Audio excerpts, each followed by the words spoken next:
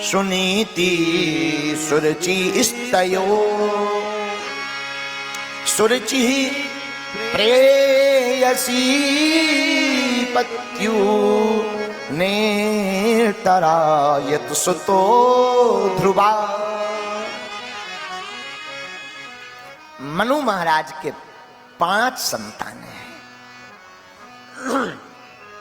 3 कन्या 2 पुत्र। बेटियों के नाम है आकुति, देवहूति, प्रसूति। पुत्रों के नाम है प्रियव्रत और उत्तानपाद। अभी तक हम आपने मनु महाराज की बेटियों के वंश के बारे में सुना, अब मनु महाराज के पुत्रों के बारे में सुनते हैं। मनु महाराज के एक पुत्र हैं जिनका नाम है उत्तानपाद।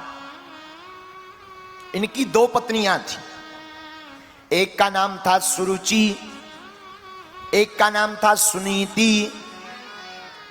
आहा, दोनों पत्नियों में सुनीति बड़ी थी, सुरुचि छोटी थी। राजा छोटी पत्नी से बड़ा प्रेम करते थे। जो सुनीति थी उनके एक बालक था जिसका नाम था महाराज ध्रुव। ध्रुव जी महाराज एक बालक था, लेकिन राजा छोटी पत्नी से प्रेम करता। सुनीति का अर्थ क्या होता, जरा विद्वान ध्यान देना। सुनीति का अर्थ होता शास्त्रोक्त नीति, सुंदर नीति की जो मालकिन है वो सुनीति है। सुरुचि का अर्थ हो क्या होता, जो अपनी रुचि अनुसार चले वही है सुरुचि। और हम लोग भी उत्तानपाद ही हैं। हम लोग अपने अनुसार चलना चाहते हैं, अपनी रुचि अनुसार। और जो अपनी रुचि अनुसार चलता है वो घाटा खाता है, जो शास्त्र की नीति के अनुसार चलता है वो प्रभु को पाता है। आहा, राजा छोटी पत्नी से बड़ा प्रेम करते। एक बार ध्रुव जी खेल रहे थे, खेलते खेलते पिता के भवन में पहुंच गए, क्योंकि बड़ी रानी को राजा अलग रखते थे दूसरे महल में। खेल खेल में पिता के भवन पहुंचे, जहां पर ध्रुव जी की सौतेली मां सुरुचि रहती थी। वहां जैसे ही पहुंचे तो जाकर के ध्रुव जी महाराज पिता की गोद में बैठ गए। बचपना तो था ही। सौतेली मां ने ध्रुव जी के हाथ को पकड़ लिया और हाथ को पकड़कर झटका मारा। ए बेटा ध्रुव, तुझे ज्यादा शौक है पिता की गद्दी पर बैठने का? इतना ही शौक है तो तू एक काम कर, तू मेरी कोख से जन्म ले, तभी इस गद्दी पर बैठने का अधिकारी है, वरना तू इस गद्दी पर बैठने का अधिकारी नहीं है। आहा, नन्हा सा बालक ध्रुव, आंखों में आंसू आ गए।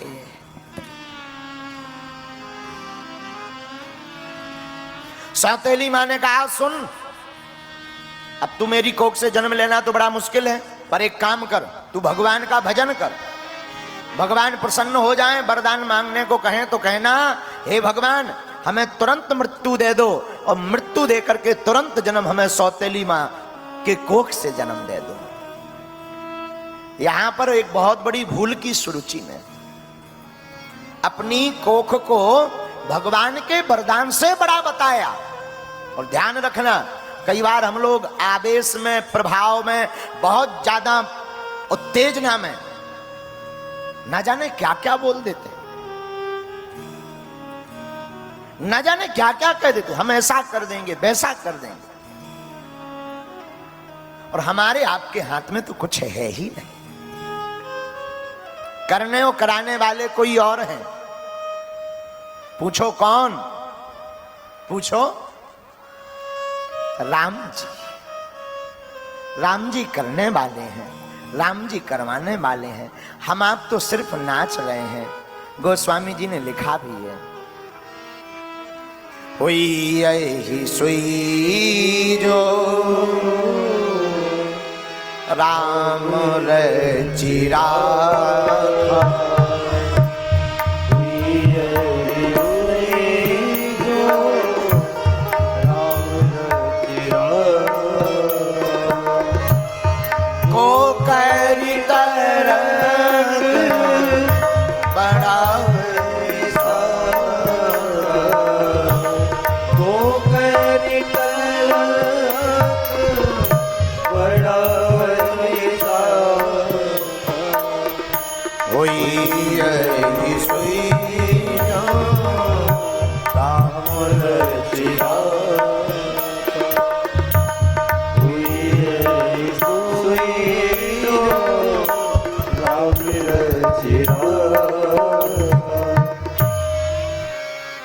जो राम जी ने लिखा होगा वही होगा। हम लोग व्यर्थ ही अपना जीवन गवाते। ध्रुव जी रोने लगे, मां ने दुत्कार कर भगा दिया, जाओ सौतेली मां ने। ध्रुव जी रोते रोते अपनी मां की पास आए। मां ने गोद में भरकर आलिंगन किया। अरे बेटा ध्रुव, तुम रो क्यों रहे? ध्रुव जी कुछ कह पाते, कंठ अवरुद्ध है, आंखें एकदम लाल हैं, होंठ फड़फड़ा रहे, कुछ बोल नहीं पा रहे, गदगद हैं। इतने में जो सहपाठी साथ में खेलने वाले गए थे, उन्होंने सारी बात बता दी।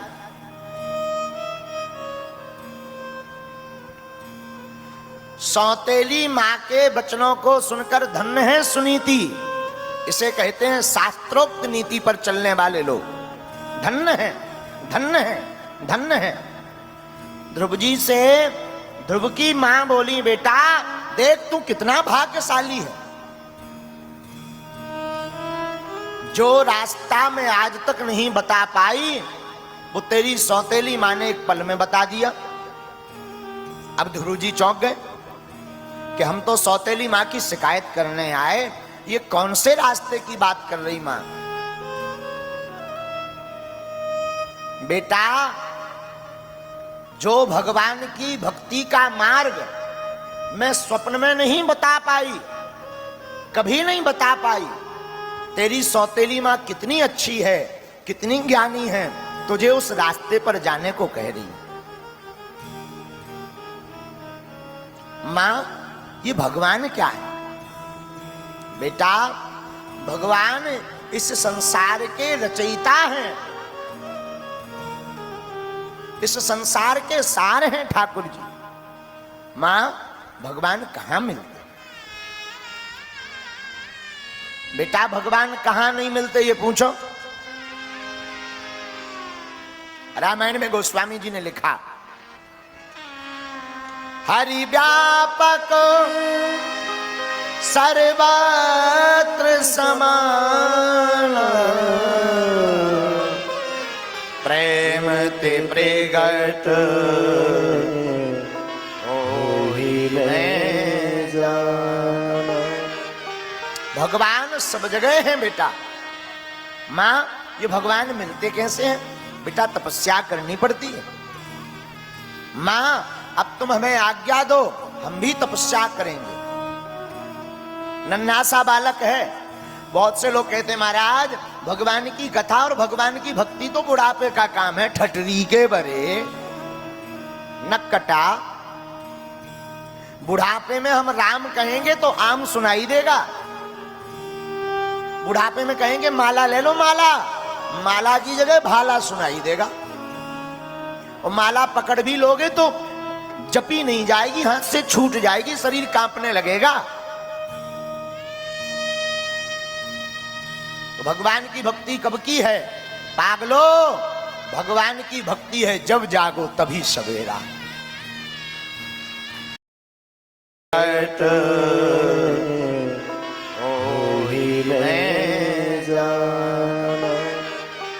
भगवान सब जगह है बेटा।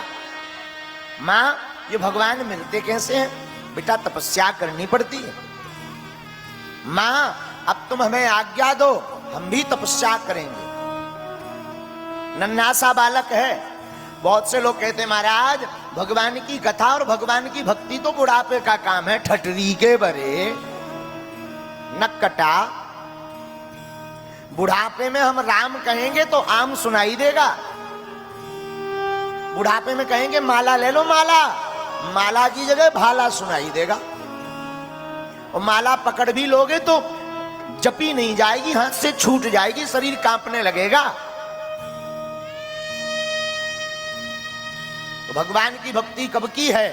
पागलो, भगवान की भक्ति है जब जागो तभी सवेरा। कब करानी चाहिए? हम तो कहते हैं बचपन काल से ही बच्चों को आदत भगवान की भक्ति की डालो, ताकि वो बुढ़ापे तक आपका साथ ना छोड़े। इनको अंग्रेजी वस्तुएं पढ़ा पढ़ा करके तुमने इतना पाश्चात्य बना दिया, फिर कहते हैं महाराज हमारी बेटा तो सुनता नहीं है, दूसरे के चक्कर में है। अब हो क्यों ना, रामायण पढ़वाओ, रामचरितमानस का पाठ करवाओ। बालक अथवा बालिका बचपन से ही रामायण का पाठ करेंगे तो रामायण में चौपाई आती हैं। प्रातः काल उठ के रघुनाथा, मातो पिता गुरु नावई माथा। इन चौपाइयों को जब बालक पढ़ेंगे तो माता पिता की सेवा करेंगे। अब आजकल के शहर के लोग अपने बच्चन का हर संडे ले जात फिल्म दिखा दे, सुबह जिंदगी भर ढुसुम ढुसुम करत रहा। हाँ, उन्हें पिक्चर दिखवाते हो तो बच्चे भी पिक्चरों जैसा अभिनय करने लगते हैं। जो फिल्मों में देखेंगे वही तो वो जीवन में उतारेंगे।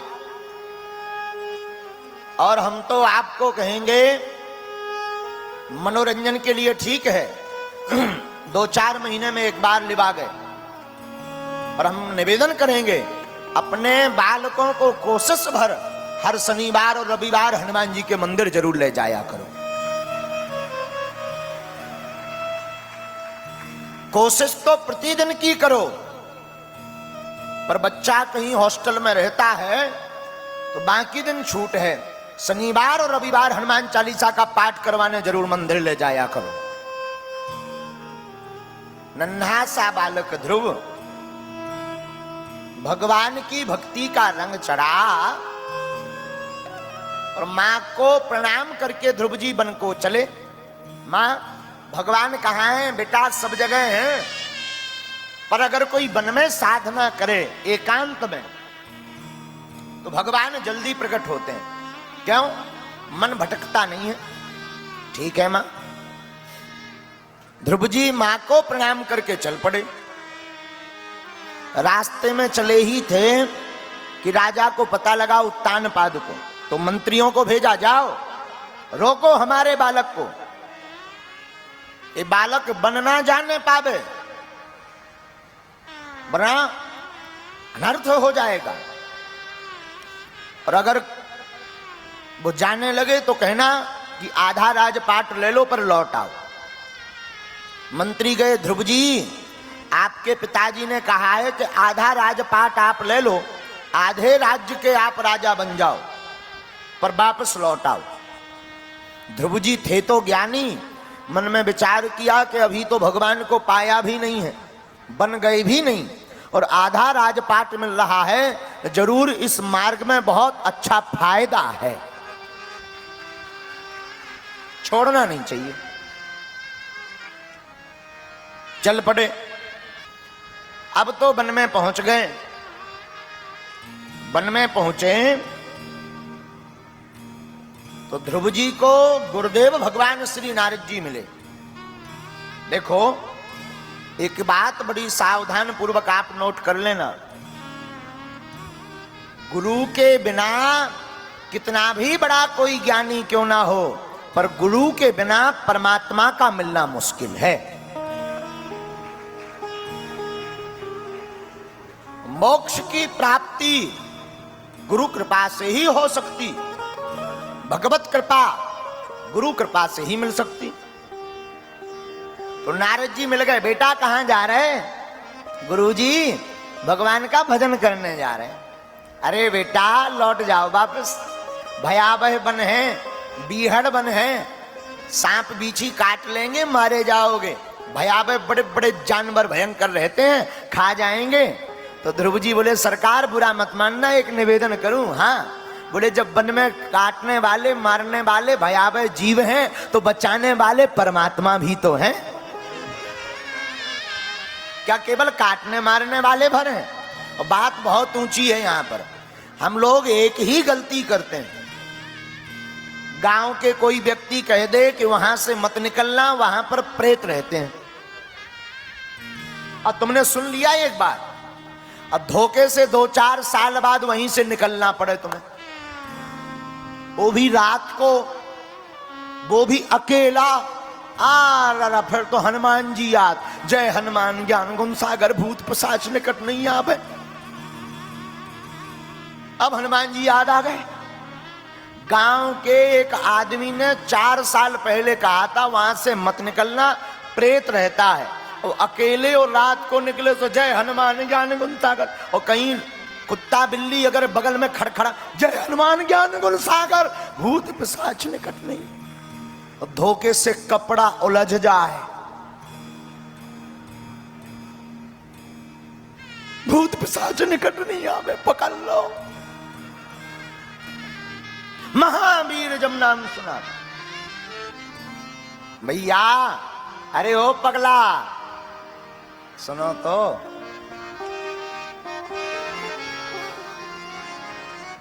गांव के एक व्यक्ति ने कहा वहां प्रेत रहता है, तुमने सत्य मान लिया। हमारे शास्त्र पुराण हजारों सालों से कहते आ रहे कि भगवान सब जगह हैं, अगर वहां प्रेत है तो बचाने। हरि गुण गा कर जीवन बना ले पगला, हरि गुण गा कर जीवन बना ले पगला। हरि गुण गा कर ये जीवन बना ले पगला। आहा। हरि गुण गा कर ये जीवन बना ले पगला। तो नारद जी ने कहा बन मत जाओ। ध्रुव जी बोले क्यों? वहां बड़े बड़े जानवर रहते, खा जाएंगे, मर जाओगे। तो ध्रुव जी बोले मारने वाला है भगवान, बचाने वाला है भगवान, मारने वाला है भगवान, बचाने वाला है भगवान। तो राम जी बचाने वाले भी तो हैं। अच्छा अब समझ गए, ये कच्चा चेला नहीं है, पक्का चेला है। और कई बार क्या होता है, नए नए लोग साधु बनते हैं, घर में भाई खटपट, सो चल बाबा के मटपट। हाँ, कई लोग नए नए साधु बनते हैं। नए नए साधु, लुगाई ने 2-4 चमीटा मार दे, सोई अब तो हम सब छोड़ रहे, अब तो हम बाबा बनेंगे, जा रहे। आजकल ऐसे साधु भी बहुत हैं। हाँ, ऐसे भी बहुत साधु हैं। और बुरा मत मानना, कई लोग ऐसे साधु बनते हैं, घर में लड़ाई भई, चलो अब तो बाबा बनेंगे, तब तक रेलवे स्टेशन तक पहुंचे, तब तक अपने नाती पप्पू की याद आ गई।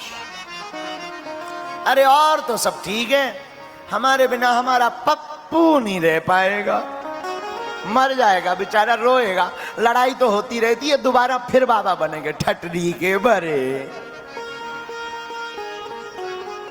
लेकिन ध्रुव जी तो ऐसे बाबा, लौट कर मुड़ने वाले चले। जाने लगे तो नारद जी बोले अब जा तो रही हो, गुरु मंत्र और ले लो। महाराज देना हो तो दे दो, वरना अपने राम जी तो चल रहे। ना ना ना ले लो, आओ कान फूंक दे। नारद जी ने मंत्र दे दिया, जाओ यहां से तुम यमुना के किनारे जाकर के साधना करो। ध्रुव जी ने अपने गुरुदेव को प्रणाम किया, प्रणाम करके यमुना के किनारे जाने लगे। तत्तात यच्छ भद्रम यमुनायास्तटं शुचि पुण्यम मधुवनम यत्र सानिध्यम नित्यदा हरे। तुरंत यमुना के किनारे पहुंच गए। और किसी को साधना सीखनी हो ना तो ध्रुव जी से सीखो।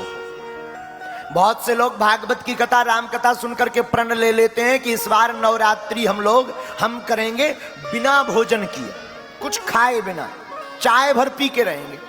2-3 दिन तो जय माई की, पता लगा चौथे दिन हॉस्पिटल में बोतल चढ़ गए। हाँ हाँ, अब जरा ध्रुव जी की तपस्या देखना। ध्रुव जी कैसे धीरे धीरे तपस्या कर रहे हैं, इकट्ठी नहीं कि ली माला और बैठ गए ना। ध्रुव जी ने शिक्षा दी हमें, तपस्या सीखना है तो ध्रुव जी का चरित्र सुनो। ध्रुव जी जैसे ही यमुना किनारे पहुंचे, तत्तात गच्छ भद्रम ते यमुनायास्तटं शुचि पुण्यम मधुवनम यत्र सानिध्यम नित्यदा हरे। और जैसे ही पहुंचे तो त्रातांते कपित्थ बदरासन।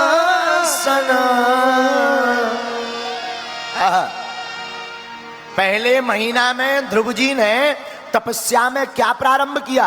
3 दिन में एक बार सिर्फ फलाहार करते और 3 दिन तक निराहार। पूरा महीना ऐसे निकाल दिया। 3 दिन में एक दिन फलाहार, जो फल मिल गए सोई पा लिया और जय जय सीताराम। 1 महीना हो गया। अब 1 महीना जब पूर्ण हो गया, दूसरा महीना लगा तो थोड़ा कठोर कर दी साधना। जरा सुनना। द्वितीयं चा तथा मासम षष्ठे अर्भकु दिने। दूसरे महीने में 6 दिन में एक बार। बोले क्या? बोले अब फल नहीं खा रहे ना, थोड़ा कठोर साधना कर दी। बोले क्या? 6 दिन में एक बार तृणपर्णादि भी, सूखे पत्ते खाते हैं, बिल्व पत्र, गिरे हुए वृक्षों के सूखे पत्ते लेते हैं और पाते हैं, बड़े प्यार पूर्वक पाते हैं। दूसरा महीना ऐसे ही गुजार दिया। ना ना ना, कोई चिंता नहीं, लेकिन इकट्ठी साधना नहीं, थोड़ा रुक रुक कर। 2 महीने बीत गए, अब तीसरा महीना लगा तो थोड़ा और कठोर हो गए। तीसरे महीने में क्या किया? 9 में अहनी। जैसे ही तीसरा माह लगा तो नियम और कठोर कर दिया। बोले क्या? अब 9 दिन में एक बार केवल यमुना जी का जल पीते और 9 दिन तक निराहार। एक बार लिया, यमुना जी का जल पिया, हे ठाकुर हे गोविंद, और बस भगवान को प्रणाम किया। और प्रणाम करके फिर साधना में, फिर अपनी माला लेकर के तपस्या। अब तीसरा महीना बीत गया, अब चौथा महीना लगा तो चतुर्मपि वै मासम द्वादशे अहनी द्वादशे